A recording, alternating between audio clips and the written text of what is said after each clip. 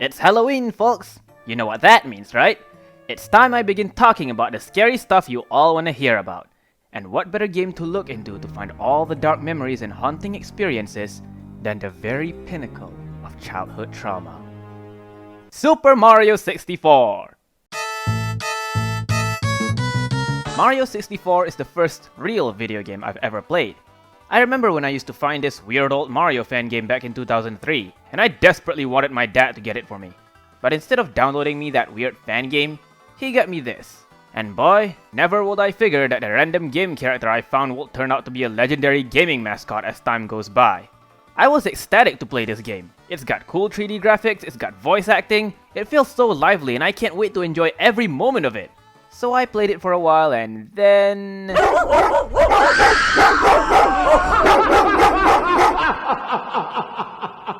I quit my pants. Yep, this is the game that harbored some of my earliest experiences with interactive horror. Intended or not. No, I'm not talking about terrifying difficulty as a result of stiff cameras and clunky platforming. I mean how the game presents itself by design. Despite being so colorful with a simple polygonal style, the game has always had this strange, subtle atmosphere. Like a lion blending in with the yellow savannas, it feels like it could viciously strike you at any moment. So hey, with the All-Stars collection being a thing, alongside the season of Scary Pumpkin Faces, why not take a dive on this topic now? Just to clarify, these moments only did scare me when I was a kid. Obviously, I'm too much of a chad now to be intimidated by anything this game throws at me. I think. But just for the heck of it, let's have a laugh at my little self for all the silly things that shivered my spine in this happy old game. These are my top 10 scariest moments in Super Mario 64. Let's set up the scene. You just booted up Mario 64 for the first time. You hear Charles Martinet's angelic voice as the game greets you via Goofy Mario Head. You pick the file, you got Peach's invitation, and you're given a first look at the pleasant, regal castle grounds. Okay, seems neat so far. Of course you'd instinctively want to check the castle out, so you open the door, take a step in, and... That's that creepy Bowser's laugh! All I can think of when I first heard that laugh is, What? What's going on? Help! I don't know about you, but Bowser is certainly not who I expected to have greeting me into this seemingly peaceful castle. It's such a sudden shift of tone that happened where the average player will not easily see it coming. And it's not just the entrance door either. Every locked door in the game plays that terrifying jingle followed by Bowser's horrific cackling. You could have just been gentle enough to put a sign saying that I need more stars or keys, but no. Scary demon laugh. That ought to put a smile to those kids. Nowadays we get elaborate cutscenes to show the stakes you're dealing with as you're called to adventure. But back then, this is all that we need. It's simple, but it works like hell. What an appetizer for what the rest of the game's bound to present. It's one thing for an enemy to look scary, but what about an enemy that acts the part as well? Bomb Battlefield, being the first level in the game, will have you expecting to have easy early encounters as you take your first steps. At first it seems that way since you're first greeted with relatively vulnerable enemies like the simple Goombas and the self-destructing bombs. But then you see this thing. Bad kitty! The Chain Chomp is not what I would call a friendly face. For being one of the first enemies you meet in the game, this is really jarring. As a kid, I was mildly intimidated by the sight of a giant toothed ball that barks, but it's amplified further knowing that this thing deals 3 points of damage and is straight up unkillable. It sucks. Now granted it's tied to a leash, so it's not gonna chase you anytime soon, and he does thank you for freeing him, which on its own takes a chunk of the fear aspect out of the way. It's a static and removable threat, which makes it less terrifying than what it could be. Nonetheless, shoving this thing as one of the first things you see in this game is almost as much a kick to the senses as putting a rock ground type gym leader at the start of Pokemon Gen 1 when your starter is a Charmander or a Pikachu. Not a generous introduction if I do say so. Once you've reached the third batch of courses in this game, you should more or less know what to expect by then. Chances of any coming stage being all that fearsome isn't exactly that prevalent anymore. In my case though, Wet Dry World found a way. This level isn't as scary as it is mysterious and eerie. The quirk of this course is straightforward enough. You touch prisms located on different levels of the course to change the water level so you can access different segments of the stage. The initial level isn't anything all that cryptic, other than having to rely on these stupid dozers as your mode of transportation, but the really odd part comes when you discover exactly what the stage hides.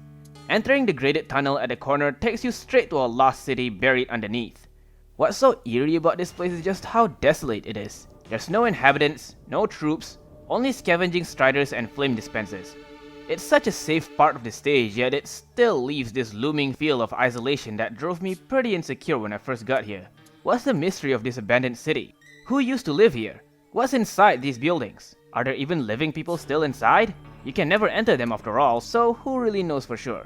The more I look back, I'm definitely more intrigued by this place than I am scared by it. But given that it still made me feel a certain unsettling way, I say it still counts as part of my bizarre strolls of trauma. The big star door that you first see in the castle hall is obviously the most eye-catching thing you can behold early on. Getting 8 stars will grant you access through it and introduces you to a delicate painting of Peach. You walk through the corridor and notice that the picture is slowly fading into a portrait of Bowser. And then, trapdoor. Creepy Bowser's laugh! I know Bowser has had his fair share of cruel antics throughout the series, but god damn! He really doesn't let loose here. Haunting the castle, laughing at you menacingly, and messes with you via illusions to drag you straight to hell. Bowser's Dark World is pretty much what you'd expect the main villain stage to be like. Menacingly dark and relentlessly hostile. Each segment of the stage is filled with tricky platforming segments and indestructible hazards set to test your game given how far you've come. It's pretty intense. Bowser himself isn't as intimidating as the rest of the stage though.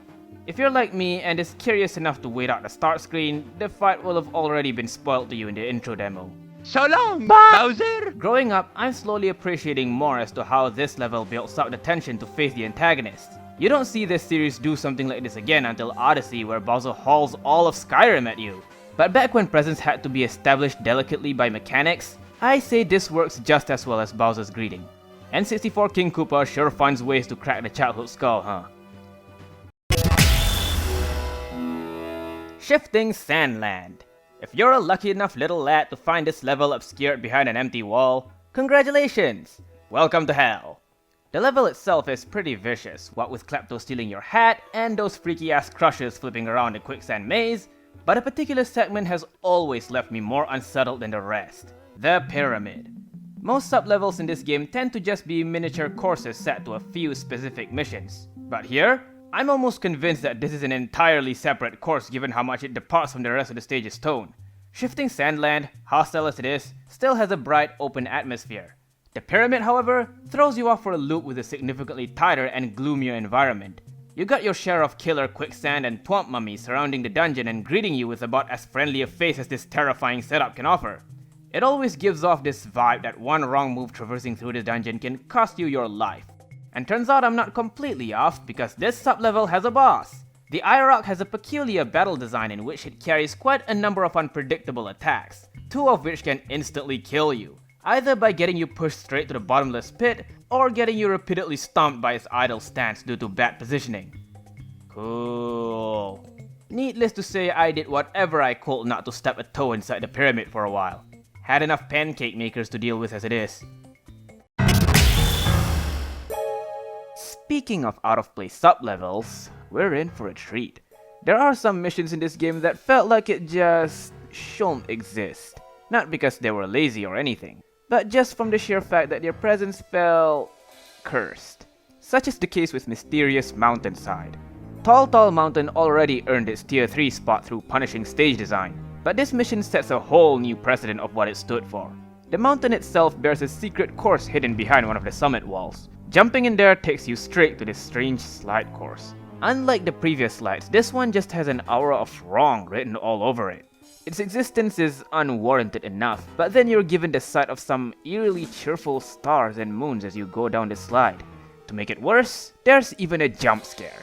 If you don't follow the arrows pointing the right way, you're given a giant skull of death to welcome you to your failure. What? How did we get here from a level about climbing a mountain in broad daylight? Turns out this was actually a beta level originally intended to be one of the first levels you enter. The decision to move it up here is mainly because the developers ran out of ideas for mission to add on this course. Well, I hope they're proud of themselves because stuff like this is exactly what opens the game up to all sorts of creepypasta avenues. On its own though, I'd rather forget I even took this creepy old cab. Boy, we're never running short of these enclosed ominous dungeons, are we? Hazy Mazy KV has everything that makes me fear these kinds of dungeon stages. Tight corridors, unpredictable hazards, and massive voids of darkness all around. I always find that cave dungeon theme really cadaverous too. Every time it plays, I just feel like I'm in for some kind of unprecedented danger.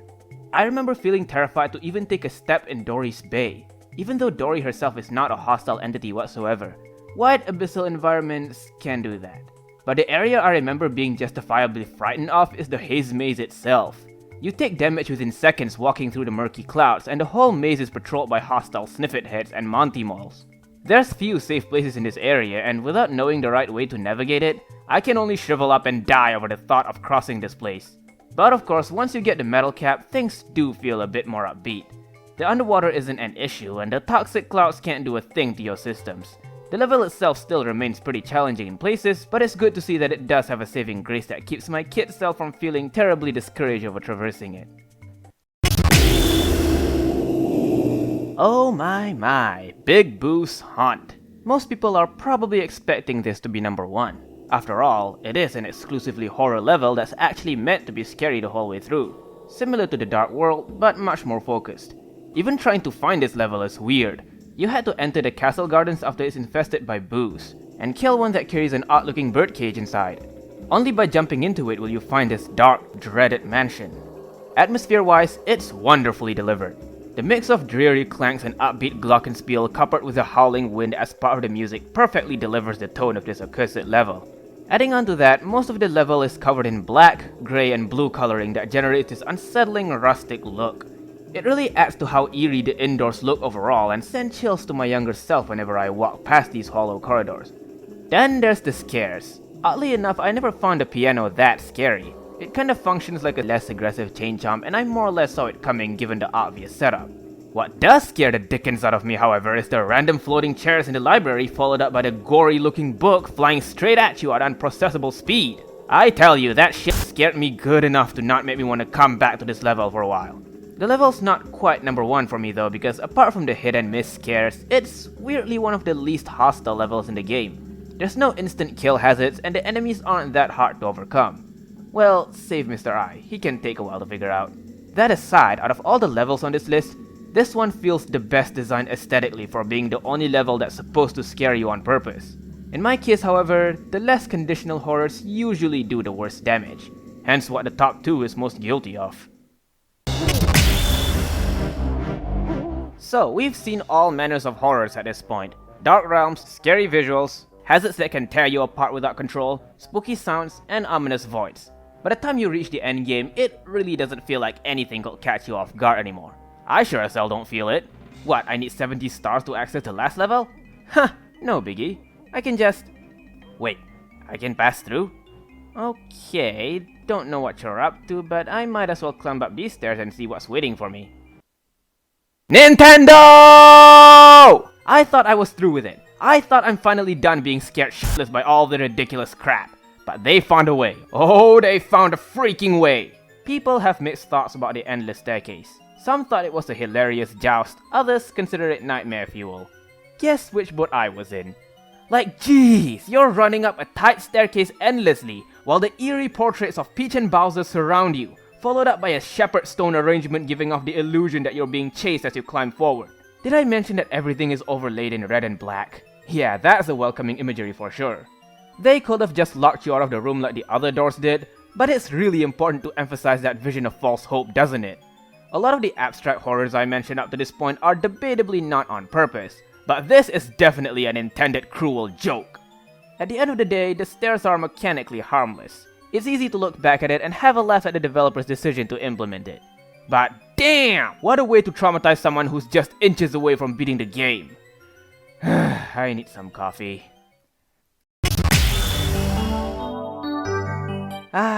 Jolly Rogers Bay. Such a serene stage with a unique early game atmosphere, coupled with an immaculate design of the murky underwater spectacle. And I hate it! For most of Mario 64, there are fears that are understandably exploitable for a child's mind, even if they're just the small things. But this stage, even as an adult, I can't get behind how absolutely not friendly or pleasant it is. So yeah, it's a level with a dark, gloomy environment. We've seen a fair share of that on this list, but this is the first course of the game to really exhibit this atmosphere. A huge spike from the upbeat Babam battlefield and Womp Fortress, so the disparity in vibe is very fresh here. What's not as fresh though is the water itself. This of course being my first dip into the Thalassian experience, and it's as traumatizing as you can imagine. Having your movement restricted to a sluggish degree as you have to keep diving deeper and deeper into the unenlightened abyss with the added threat of drowning is just about all you need to set the thalassophobic foundation. But ho, that's the easy part. The hard part is when you actually get into the missions. One involves you having to go inside the sunken ship and solve a puzzle underwater, while stuck in a tight vessel with very little air source to count on. Fear of deep waters and claustrophobia? What a splendid blend, am I right? Another mission involves going through an air pocket. You think this would be the safe place past a deep trench, and for that I say, instant regret. The pocket has spires that can fall abruptly over you. The velocity is so rapid even Sonic's jealous. Add foggy environment and dealing with yet another violent puzzle, and I'm starting to think that I don't want to hang out here anymore. If at all. But we haven't even touched the big one. Daddy, would you like some sausage? Daddy, would you like some sausages? That goddamn eel was my worst nightmare. I hate how overblown his jaws are. I hate how big he is. I hate how you have to lure him out to make any progress with the missions. And I hate how Nintendo knew this well, brought him back in Odyssey, and give him special little spots to pop in and f you up, with a cherry on top being that repugnant redesign. Growing up, I still get traumatic flashbacks to how much this serpentine scumbag freaks me out.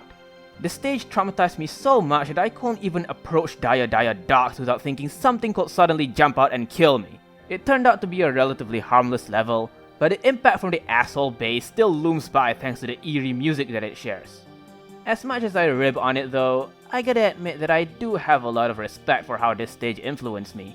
Don't get me wrong, I still hate this level, but it also means a lot because it's given me such a genuine take on horror. A lot of horror games nowadays rely on loud jump scares and grotesque imagery to sell their vibe, but when a game simply let its natural atmosphere take its course, that's when the experience feels truly magical.